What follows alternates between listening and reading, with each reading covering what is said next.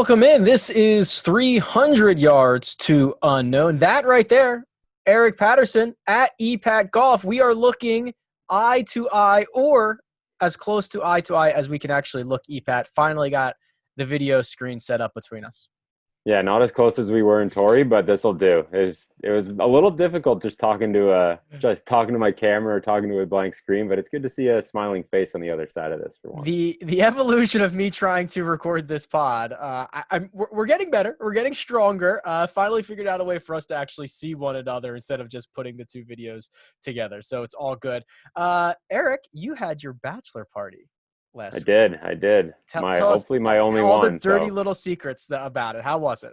It was a wonderful time. A lot of golf. A lot of maybe not all the golf I remember, but I definitely played 30. I definitely made all 36 holes. So I guess that's maybe not a good thing for my counterparts on the trip. I think the goal is to get me off the course a little earlier than that, but we survived. It was fun. Now, when you go on a boys trip, do you gamble on the course? Do you play any fun formats? Is it like script? Like what's happening here? We had 12 guys. We did a 6-on-6 draft, and then a little Ryder Cup format. So split up 2 rounds, split them up. I think there was 3 points per 9 holes, and then the last 9 was singles, just kind of replicating the Ryder Cup.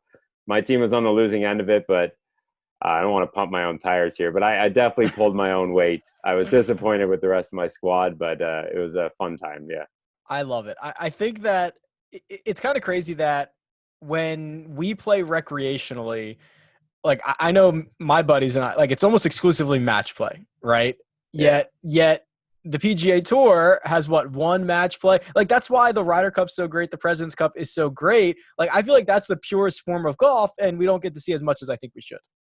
Man, like I think you guys were talking about this on the CBS podcast, but so we did, back to my bachelor party, Friday night we were down, my team's down, and then we were doing the pairings for Saturday. So we were like kind of inside the team room, and it was even just sitting around with your buddies saying like, I want to go against this guy. I'm getting like 2 strokes on him on the back 9, like just that kind of strategy aspect to it that we don't see in professional golf much. Like when I work the President's Cup, like you're kind of on the edge of your seat waiting for those pairings to go, Tiger answer goes out first and Tiger throws himself out, and you're just instantly reacting to that. I think that is definitely a missing component of golf that we need to see. Well, and the President's Cup format is the best because it's happening in real time.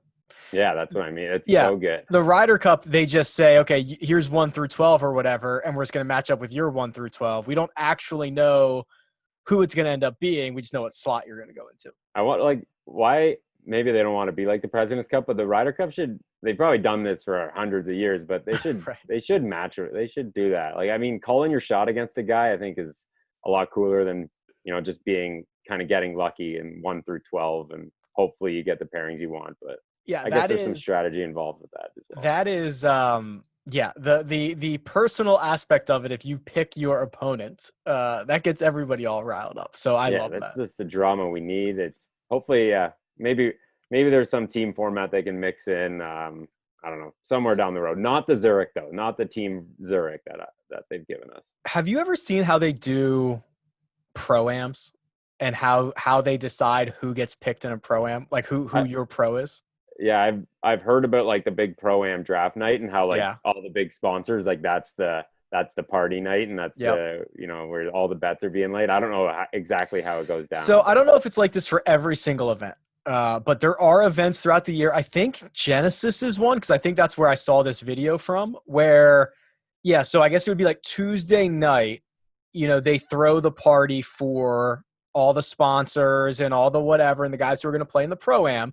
And it's like one of those bingo balls, like what we did for the WGC match play, like the, draw a number out. And when they call your number, you get to pick who your pro is. So first pro off the board, Tiger Woods. Like, come on, let's be real here. And what if you're not a morning guy? Because Tiger's the first guy out. Do you pass, or do you go with someone who might party with you the night before, like Pat Perez or something? I think I could get up early for a Tiger tee time. I guess so. I think I could survive It'd be that. nice to be in that position though, to be picking like that. Well, okay, so the video, I think it was, I don't want to get this wrong. I think it was Eric Anders Lang. I think it was his video. And I'm pretty sure they were like one of the last teams picked. And they were just watching guys go off the board ahead of them. And I think it came down to, I think it literally was Pat Perez or not Kisner, but somebody else. And I was like, and they're trying to figure out, okay, which one's going to be more fun, right? Because you're like, do you want to have fun? Like, do you want, like, because if you're playing with Tiger, I don't know how much fun you're having. I don't know how much he's talking to you. Like, I guess now in his 40s, he's better at this stuff, but you could get a pro and not have any fun whatsoever. I don't know who that pro would be. That would be interesting. Like Tiger, you're probably gonna have fun. Like he's gonna do it. It's playing with Tiger. Okay, It I'll is tell what it you. is. But How would Patrick Reed be? apparently, he's nothing but nice to people in real life. I don't know. Maybe he puts on like a little bit of an act. I definitely wouldn't be picking Reed. I would be going if it's not like Tiger, Rory. Man, I don't know who would be like even third on my list. Well, okay, so I'm just looking at the leaderboard from last week, and there are some guys that I think would like Billy Horschel would be awesome. Because Really? I mean, he would talk and like be joking around and having fun the entire time. Like, yeah, I think Billy Horschel would be great. Like, I think Webb Simpson would be great. He's a really nice guy. And oh, by the way, he's also very good at golf. And he also wouldn't. Okay, so there's a couple angles you could do this from. He also wouldn't like bomb at 350 yards. So it'd be like, He'd oh, keep like up with you. Yeah. yeah. Or you could just be like, yo, I want to play with Bryson, or I want to play with Cam Champ, and I want to see things I've never seen a human do before ever.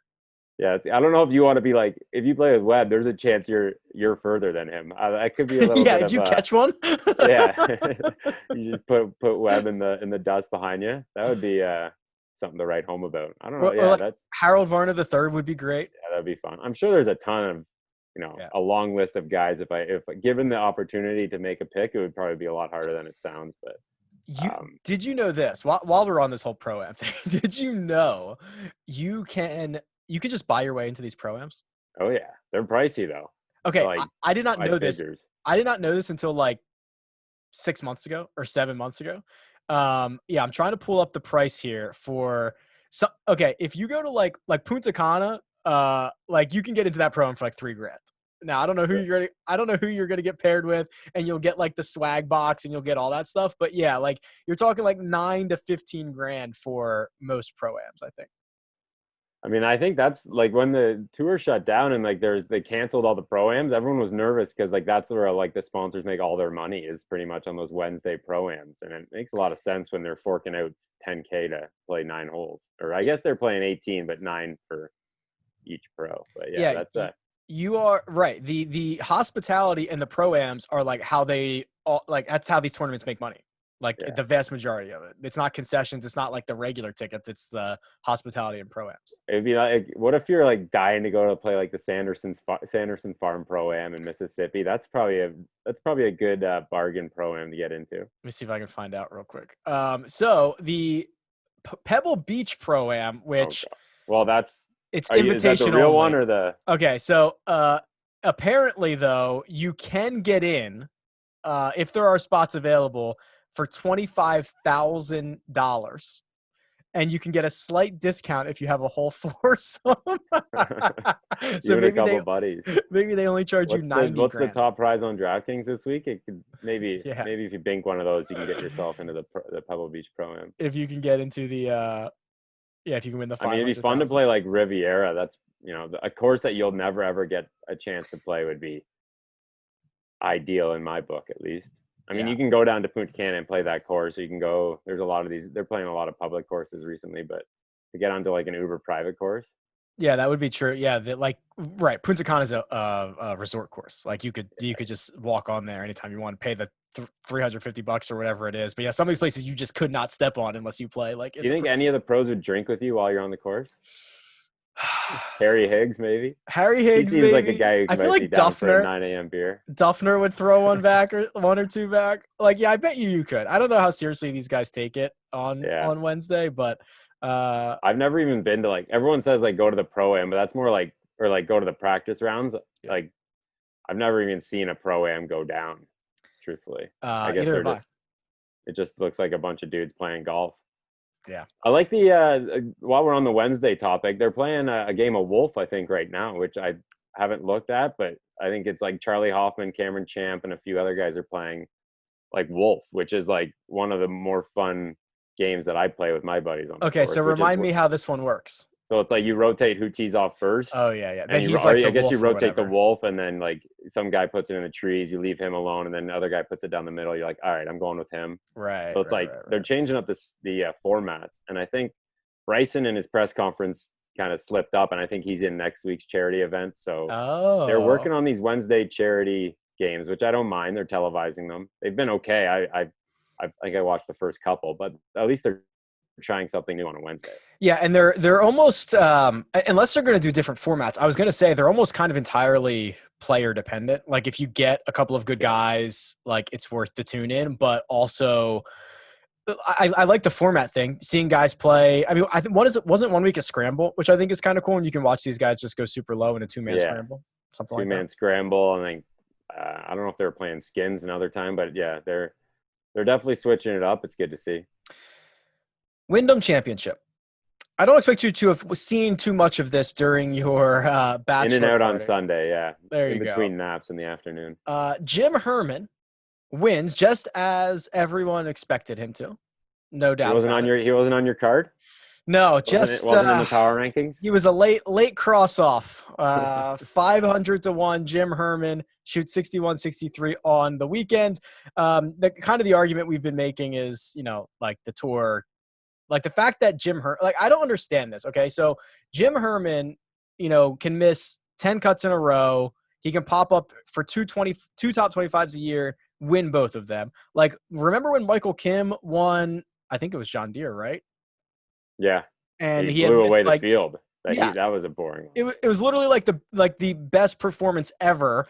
But he had missed like 15 cuts going into that. He hasn't made a cut since. Like, I don't understand how this happens for a week at a time.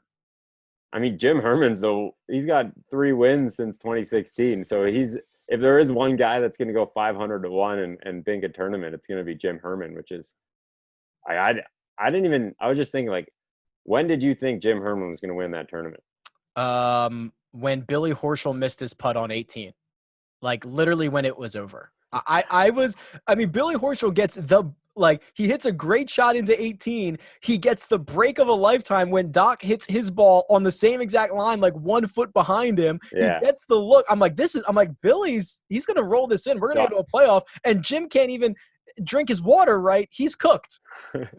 Your boy Dog didn't give him the best read, though. It was like he babied it and it just trickled. Like Billy is probably like, I don't know. I got the dead lag line. I'm not trying to cozy it up to the front edge, but yeah, he did not get a good read on it. But I was like, Jim Herman he hit the green on it. I guess he hit the green in regulation, and then I was like, how is he going to 3-putt from here? Because that's all I was going through my mind. It's like, there's no way Jimmy's just gonna, beat Billy Horschel down the stretch here. I was like, and then even he put it to like 10 feet. I'm like, he might be able to 2-putt from there, and then he nails Jim Herman.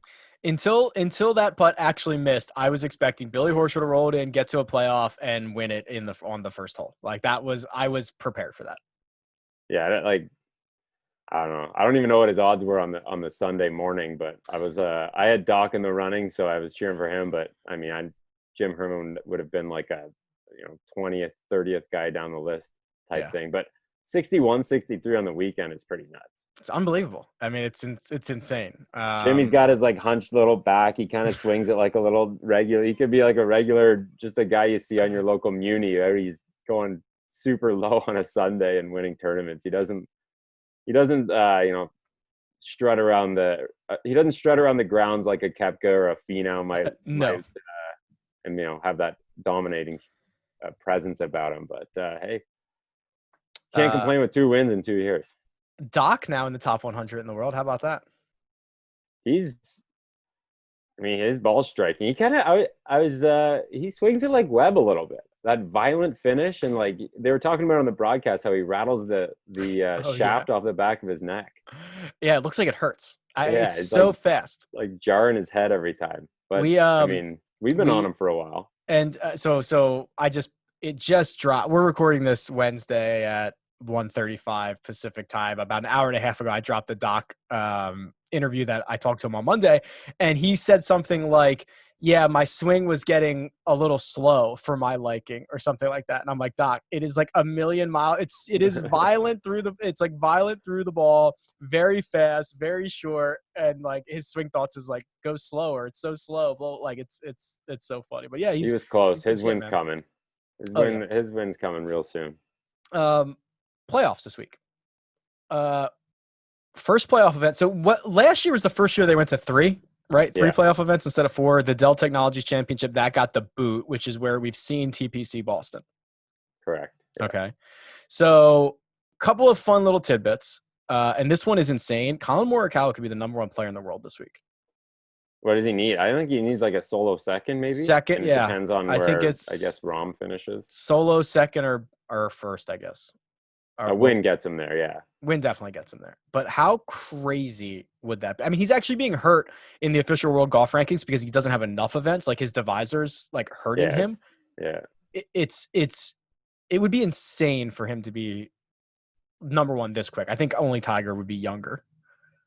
To be that quick. That would make sense. I mean, and like he has a legit like good chance at it. This course seems to fit him very well. I mean, everyone's like, oh, he might not be able to go back to back, but yeah, I know. It's like if you got to stretch it, maybe like the 7,700 yards, he might have I don't know. But then he's hitting his hybrids or 3 irons to 10 feet, like we know he can. So it's maybe some greens with some like severe slopes. I think those might be the only things that might challenge him. The back-to-back thing is like that's not real. Right. Like it's not real. It's just hard to win golf tournaments. So it's definitely hard to win 2 in a row. That's true. Right. Like, people just write it off as like, I can't even remember the last time someone went back to back though. I think Molinari did it. Molinari did John Deere, then he won the Open. I think so. That makes sense. I can find that out for you. But like, right. Like, okay. Even the best players in the world, they're not winning 10% of their golf tournaments. So they're definitely not winning like back to back, like 9% times 9%, whatever that is. Like that's it's rare because it's hard to do. It's not because like they magically something happened that they can't win a golf tournament. Right. I mean, I like Morikawa's chances, and even next week I was peeking ahead to Olympia Fields trying to figure out what's going on there. But he came second to Matthew Wolff at Olympia Field in 2018 in a college event, so he's got a little bit of history at that course too. So. Molinari did not go back to back. So he went It was first. Close, though. Yeah, he went first at Quicken Loans, second at John Deere, first at the Open Championship. So he went 1-2-1. Good run. And actually, this is if you count the Italian Open, he had a stretch where he went second, 25th at the US Open, and then he went win, second, win. So hell of a stretch for talking about like Molinari. I don't even know if he plays golf anymore. Someone needs to go find that guy and make sure he's got a pulse. Man. It has not been. The last I heard, he was moving to California with his family to play the PGA, and he just never showed up. Just never did it. Just never did it. Yeah, I mean, I don't know. Maybe he's not like active on social media. No one's really talking about a former top 10 player in the world that's just vanished. It's seriously crazy. So 3-leg stretch here. A couple guys on the outside. Oh, Brooks Koepka, WD. Yeah, that was the news of the day today, at least. Yeah, this is now the second week in a row I've been on CBS Sports HQ with breaking news that I found out in my ear like 3 seconds before I have to talk about it, which is always terrifying. What was last week? I think it was last week. No, Augusta with no fans. Oh, yeah. Was that last week or the week? Might have been the week before. That was last week. So that the first time I heard that was in my ear and them going, Rick, what are your thoughts? I'm like, I don't know. I have just found out about this. And then Brooks breaking news on. You've had thoughts about Brooks though. Like I have a lot of thoughts about Brooks. This was kind of expected in a way. Like I don't know what he was doing. I don't know who's laying out his schedule, why he wanted to play so much. No, there was to me no discernible plan. Like I don't know what the plan was. He played 6 weeks in a row. I guess was planning to play 7 this week and then 8 and 9 if you could find a way to get to Eastlake. Remember when it was workday charity and we were like, wait, is Brooks really not going to play the Memorial next week? Like that was supposed to be his week off, right? Yeah, he wasn't late commitment after he WD'd. After he missed the cut at the workday, he committed for the next week of the Memorial. So he wasn't supposed to play that, but like at the same time, if you were preparing, like if you're trying to keep your body healthy and you're telling us, oh, the knee's not right, I'm feeling fatigue, blah blah blah. Why are you playing 3M? Why are you playing Workday? Why are you playing? I mean, I guess Wyndham, he needs the points at that point, but like the whole thing just never made sense, and it never felt like he had a plan. I'm thinking. I know there's no appearance fees on the PGA Tour, and You'd think there were. there's no like they don't even have those like functions. But maybe there's some sort of, you play the 3M this year, you play the Wyndham because he wasn't supposed to. Like, why is he even playing the Wyndham? He didn't improve his position. So two kind of just show up and hit the ball around for 36 holes, miss cuts. Um, Maybe there is some, I have pure speculation, but financially incentivizing him to show up to those events, that offsets what he would have lost for not playing the FedEx Cup. Like, I have no idea.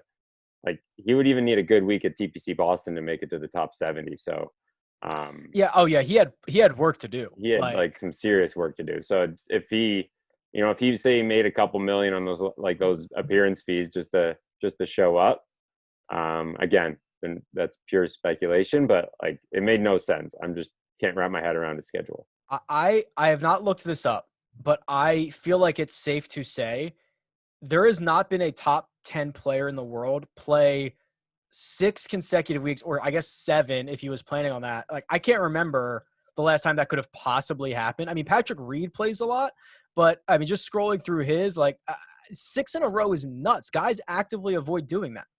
6 in a row with a guy who said he has a bad knee. He's not 100%. Like, just I'm still a little shocked that he was not 100% after a 3-month break, and then he came out and just started fighting the same injury, which is, you'd figure a 3 months to rest any injury is a pretty substantial amount of time. But I He mean, it also just had he also had the time in the off season, which was like he took a bunch of time off in the off season, and then he had the extra something like this. I hate. I hope get I'm a better wrong. doctor, Brooks. I hope I'm wrong, but like if he wasn't right, like this feels like red flags. You know what I mean? Like if he can't get it right now, Honestly, will like, it ever?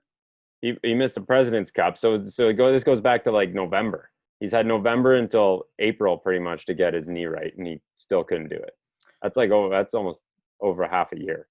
Like, Uh, people come back faster from like torn ACLs, and I don't think he had that. So no, I don't think so. So I of course I just found that Patrick Reed played 6 straight, but his 6 straight was Charles Schwab. So there was like this first 6 events after not playing for 91 days. I think that is much different than what Brooks tried to just pull off.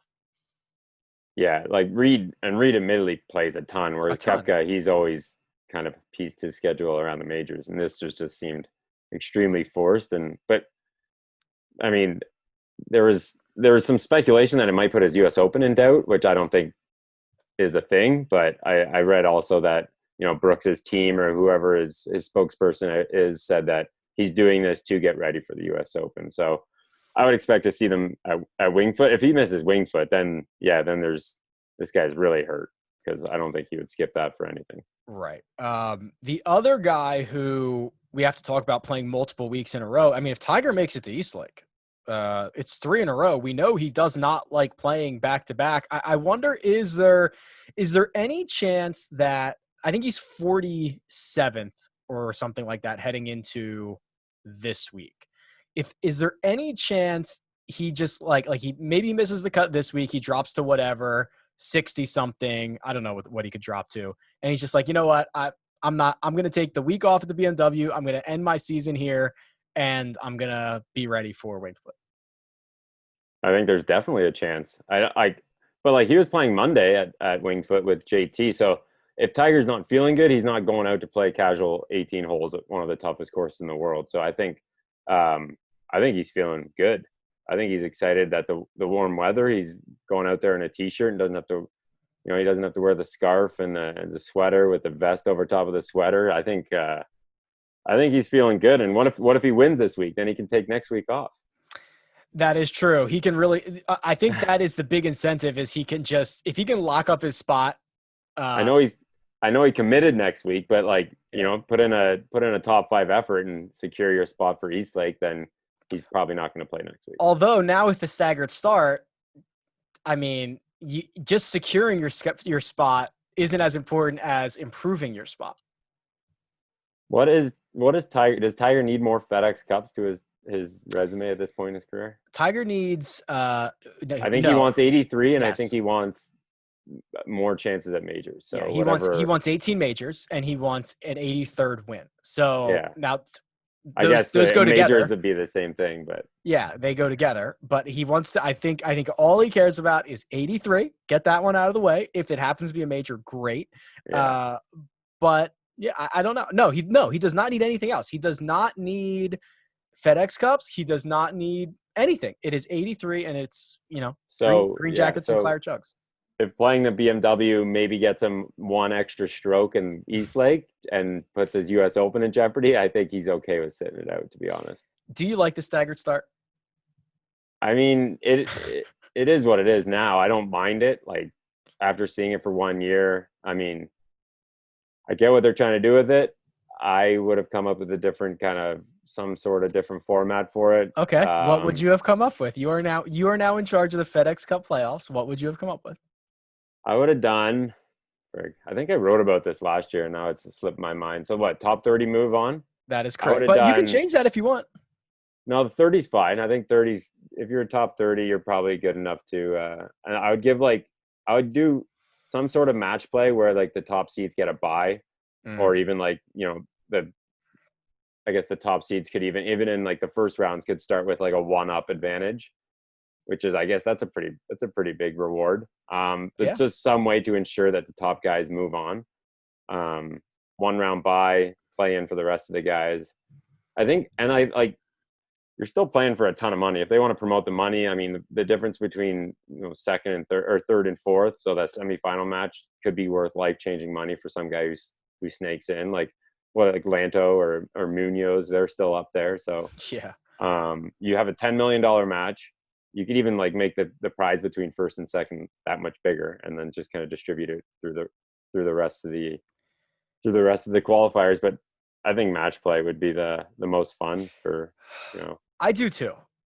I think I want. It doesn't have to be the FedEx Cup playoffs, but I want more match play. I want there to be a match play major. I want there to be, like, I understand we have a WGC. I just want more match play. I also think that whether you like the staggered start or not, it accomplishes the biggest goal, which is you cannot have a tour championship winner and a different FedEx Cup winner. It is anticlimactic. It's hard to, it's very confusing. It's not good for the game. So it at least accomplishes that part of it. That's the only thing that it accomplishes in my eyes. Like the tour championship is now the FedEx Cup. It just erases that tournament pretty much, which is kind of, it's weird to look at it like that way. Like Tiger wouldn't have won. I don't think he would have won the 2018 Tour Championship. Oh, interesting. You're pretty much just creating a 30-man sprint to the FedEx Cup. It's not really the Tour Championship anymore. So what if we narrowed it down via, so maybe we went 125, I don't know, to 50 to 12. And then the 12 was level playing field, stroke play, just go battle it out. Maybe it wouldn't be that fun to watch. Maybe it would be, but like, you know what I mean? I feel like with 30 guys, you do have to reward some of the guys who, like JT's 500 points up in the FedEx Cup standings. Like, should he be rewarded for that? Should we just pay out some of the bonuses before the Tour Championship? So it's like, hey, congratulations, JT. You get the biggest chunk of this part of the prize pool. And now we're just going to erase your lead. And now everybody is starting. Well, that's what the Wyndham rewards are for. Wyndham. Okay. JT's already banked $2 million for his regular season. How upset are you if you're Wyndham that it was locked up before like it even got to your event, and JT doesn't even have to show up to try to get his $2 million? Other people didn't show up too. Like Lanto, I think he was. Yeah, I don't think he played last week. Or Answer pulled out, and he was like right on the bubble. Like those are like even the bigger withdrawals in my eyes for like someone who's like 11. Xander, I think Xander's 10 or 11. Like you want those guys to move up. Like I guess 500,000 doesn't mean anything to these guys. So what's the point of even I guess pretending to like make it a big deal. Yeah, Webb went and passed someone. I think he passed Bryson. He passed Bryson. Yeah, He yeah. scooped up a couple hundred from him. Xander could have. I mean, Xander was 40 points behind John Rahm. Lanto was 130 behind Rahm. I don't know how many. So that's like a big finish. I think that Yeah. that would be like a top 3 finish. But still, Yeah, like so he's not even trying to get. I don't know. Yeah, They definitely aren't getting their bang for the buck. So No, put that money somewhere else. Yeah, they definitely are not. All right, so for this week, it's TPC Boston. We are going to be down to 70. We are probably going to lose some names. We might lose Spieth this week. We might lose Ricky Fowler this week. I'm trying to think who else is on the bubble. I think Justin Rose is like 100. He. I mean, if that's a name. Yeah, I mean, he needs. There's a lot of guys who need to put some work in here. Brooks, Fleetwood. obviously, he's done. Not that Snedeker hasn't been good, but like he'd be out. Louis would be out. I mean, these guys need to put some. It's been a weird year for like the guys, the Euro guys who, they're not getting their majors. They're not getting, as many starts on the PGA Tour. They were kind of stuck overseas for a bit, so they missed a lot of events. Like, yeah, those majors for Louis, like that's a couple of top 10s in a major, and you're pretty much locked up too. Did you see the thing? I think it was on Instagram where they were asking guys to grade their seasons, like with a score, like, and like JT's like B-, like dude's gonna be the player of the year. He's like B-. Like that's like an A+ year, man. You have 3 wins, you're gonna win it all. Like it's all good. Like, yeah, how can you have? Maybe if you won the PGA, it's the only way it's better. But yeah, I'd take 3 wins in a shortened season. That's. Why even ask these guys if their goals are like through the roof? Did anyone give himself an A+ for someone who just had like 6 make cuts? I think it was Ryan. I think Ryan Palmer gave himself an A. He was like, yeah. He's pretty pleased. That's a good season. 29th in the FedEx Cup. He's got a couple of times. He's got like 4 top 10s. Yeah, he's feeling good. I think Victor Hovland gave himself an A. I was like, all right, yeah, that makes sense. But it is funny to kind of see expectations versus what these guys actually put up. All righty, Pat. Who's gonna win? No, wait. Let's do sleepers first. Give me a sleeper for this week's the Northern Trust. Let's give it the official name. The all capital Northern Trust. We're going odds boards or like DFS pricing? Up for interpretation. Whatever you decide. All right. Justin Rose. I'm going back to him. You're sick. I got 74-1, which is kind of nutty. He played 1 bad round last week. I'll give him a break. I am a little sick though, aren't I? That. Man. No, I don't. I mean, I guess okay. It's been weird. It's been a very weird restart for Justin Rose because he came out hot. Yes, and not only did he come out hot, he looked like number 1 player in the world, Justin Rose, from a couple of years ago, where he was just a ball striking maven, and it was unbelievable. And we're like, the new clubs, he's off of Hanma. This is gonna be great. And then he didn't hit it well for like 4 straight weeks. Then he putts his way to a top 10 at the PGA. And I don't know. I still feel like that top 10 was fool's gold. Hey, I'll buy that fool's gold at 74-1. That's fine by me. That's true. I mean, he does have win equity in 74. He was like 20-1 last week. So bit of a discount. All right. Let me find somebody else. I've been talking about Doc all week. Yeah. I've been talking about Sung Jae. I thought his price was wrong. And I never say that. I never say somebody's price is wrong. I'm surprised he was still that high after what he did last week. How about oh man. Okay, I do what? My sleeper was like a former number 1 player in the world, won the FedEx Cup 2 years ago. Yours probably going to be a guy who's fresh off the Corn Ferry Tour and like just making like their debut. I am very interested in Abraham Answer. I just think that so I see him at 55 right now. He competes everywhere. Like it doesn't matter. Like if you go look at his results, it could be weak fields, it could be really strong fields, it could be like the dude competes. We saw that at the President's Cup. Like I love his game. I also think that if you're trying to get like, fantasy purposes or like recency bias stuff, like because he doesn't play last week, and he WD'd, like, I don't know, people just like forget he exists. And then you put him in a stacked field like this. And like, he's just an absolute competitor. And I believe he is still the highest ranked player in the world who has not won anywhere ever, right? Like he has no worldwide wins. Isn't that right? Professional for sure. That's what I mean. Professional wins. Yeah, that's correct. Yeah. He's It's 20. coming though. He's another guy who's coming. Oh yeah, it's coming. How old is he? Like 28, 29? How old do you think he is? 28 or I 29? think he's 29. He played junior college against a buddy of mine when he was just cleaning up before he went to Oklahoma. So He's that's my only connection to him. 29? 29. You got it. Yeah. All right, EPAT, your pick to win the Northern Trust. I'm not sure. I wanted to pick a guy, but I think you've taken him. But you've also made multiple picks on Golf Digest and CBS. I've made two different picks. Place. Yeah, I've made two different picks. So you I'm can gonna have go whichever with, one you want. Dustin Johnson. This is my favorite one. Dustin is? Yeah. Yeah, I think he wins his wins come in like little spurts. I think I actually laid it out in my betting preview. It's like he goes like win third, first, win fifth, and then he had that run of 3 straight wins, and then he won a few starts ago, second at the PGA. I think it's a good spot for him, and I don't know if a lot of people are taking him, to be honest. Yeah, so I really like this one. To be able to get Dustin at 20-1 when he has legit all the upside in the world.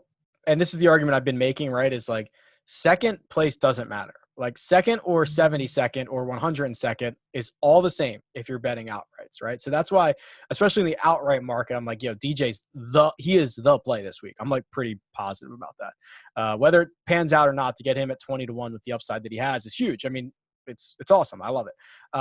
The JT thing, I just think like in a vacuum, JT's the best player.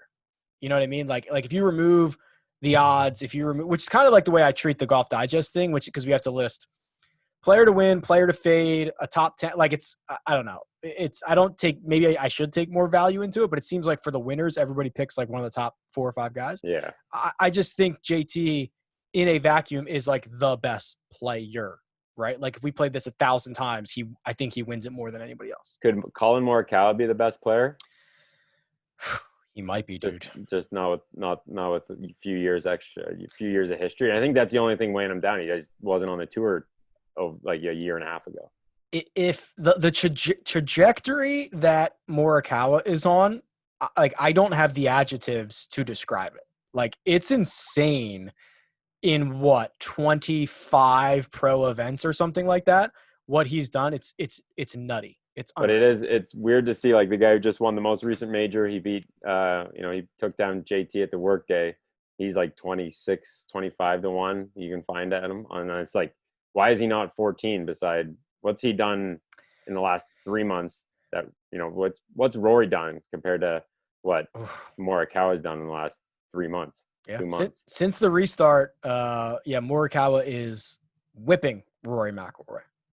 But you're getting almost double the number on him, which is pretty crazy. It's the pedigree. I also just think that, and I also think that, odds makers aren't trying to predict the tournament. They're not doing win percentage to win, chance to win. They just can't get burnt if Rory wins, and they can't lay a 35-1 number on him. I guess that's what it says about the general public if Morikawa's name is still at like 22-1. Exactly. Like if you put like JT's name at 22-1, that would be bet down and they would get crushed. Right. But people just leave Morikawa alone. Yeah. It's why it took 2 years for Jordan Spieth's number to like budge at all. Yeah. Because books you see that with Spieth and Fowler's now. Yeah. Yeah. They're both like 60, 100. It's crazy. But it took forever for Spieth to get there because books weren't going to lay even 35-1 on this guy and just get burnt because everybody's going to take it. So there's a big difference, but I think you're right. There is a really good argument to be made that Colin Morikawa is like the best player on earth. If you if you just look in the last 3 months, pretty crazy.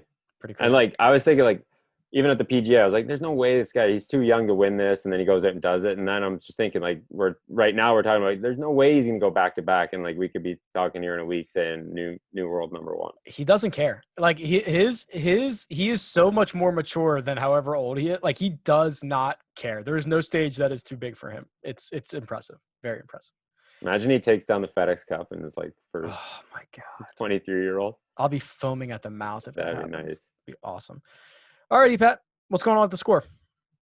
Power rankings. I just put them up yesterday, I guess. Power rankings since the restart, and no surprise, Morikawa's number one. Rory's nowhere to be found. Saw that, Tiger's nowhere to be found. and I People think were that getting people that's. were on me about DJ, and I was just like, "Yo, he just came second in a major. He's fine." I mean, what his two of his last four starts have been a win and a second, something Yeah, like that. and like in between, I think he was playing left-handed. I don't know what he was doing, but Yeah, that like he was didn't so try. weird. That was so. I would love to know, like, how did you go 80, 80, 78? Like, how'd that happen? Yeah, so I think that's people are remembering that. But yeah, power rankings, betting preview. We'll have news all week. It's gonna be good. Love it. Playoffs, baby. Playoffs. They're here at EPAC Golf is where you can follow Eric. This has been 300 yards to unknown. Peace.